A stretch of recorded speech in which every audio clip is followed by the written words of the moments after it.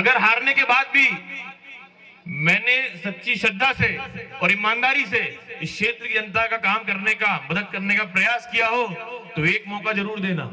और अगर आपने मौका दिया तो मैं बैठूंगा नहीं, मैं जैसे ही जीतूंगा पैदल यहां आऊंगा।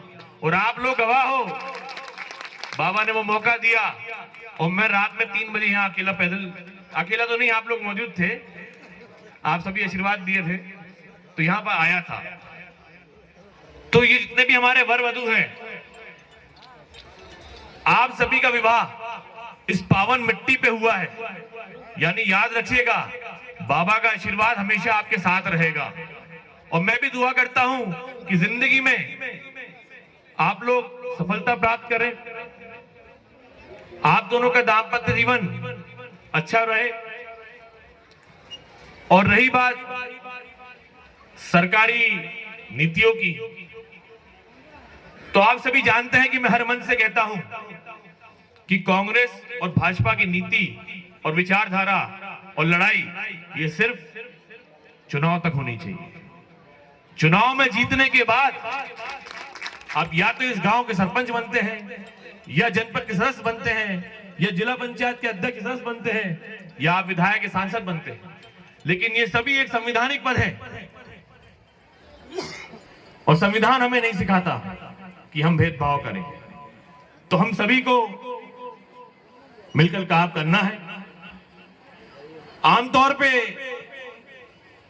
जब पूर्व और वर्तमान एक साथ मंच पे होते हैं तो एक दूसरे की टांग खींचने में लग जाते हैं, लेकिन मैं कहना चाहूंगा कि मेरे आदरणीय काकाश्री हैं, उन्होंने भी काम किया होगा, इसलिए 3 बार वो जीते थे।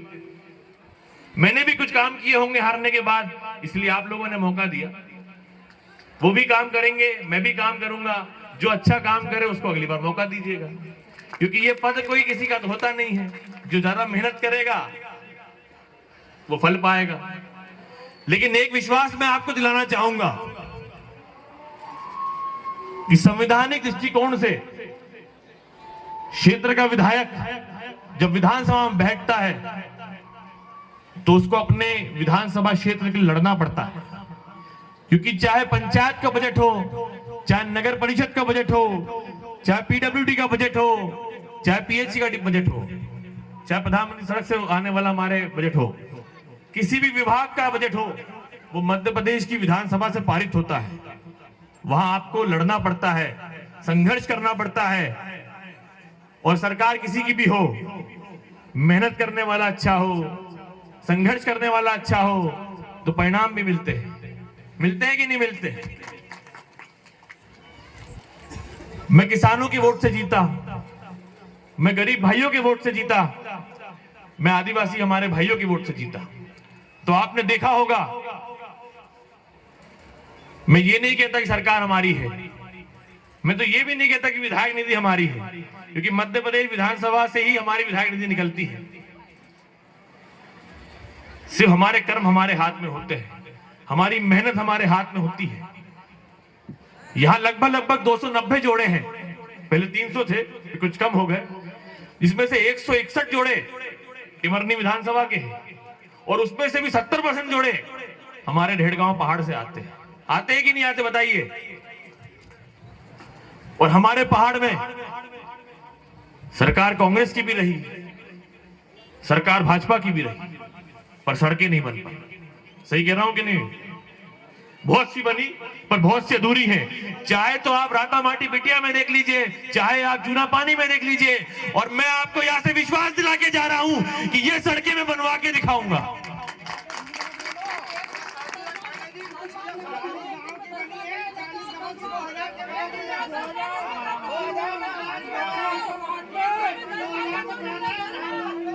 आप जंगल जाते हैं, राता माटी में सड़क है क्या? राता माटी में सड़क है क्या? और साहेब आपने इतनी मेहनत की होती तो आप हारे नहीं होते।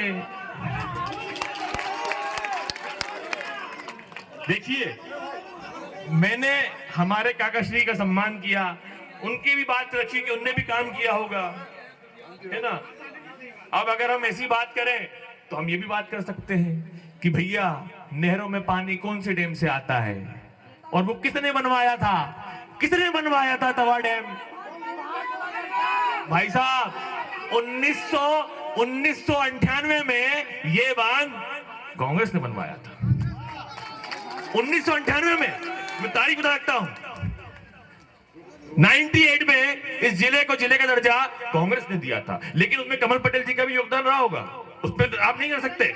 मतलब मेरा कहना ये, अरे कांग्रेस सरकार के 98 भाई साहब जिला विधायक बना सकता है क्या? अगर बना सकता हो तो मैं सोलपुर जिला बना सकता हूं, पर नहीं बना सकता। खैर, मेरा जो उद्देश्य था वो उद्देश्य कांग्रेस या भाजपा की राजनीति करना नहीं था। सिर्फ इतना ही कहना था कि आप लोगों का मंगलमय जीवन रहे। जय हिंद, जय भारत, वंदे मातरम। और वर वधुओं को बहुत बहुत शुभकामनाएं। वो सड़क जो है लिख लीजिए, बनवा के दिखाऊंगा मेरे कार्यकाल से पहले।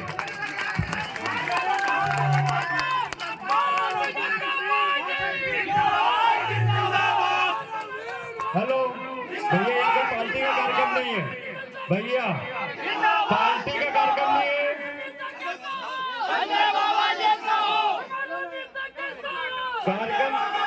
कार्यक्रम की बात करें।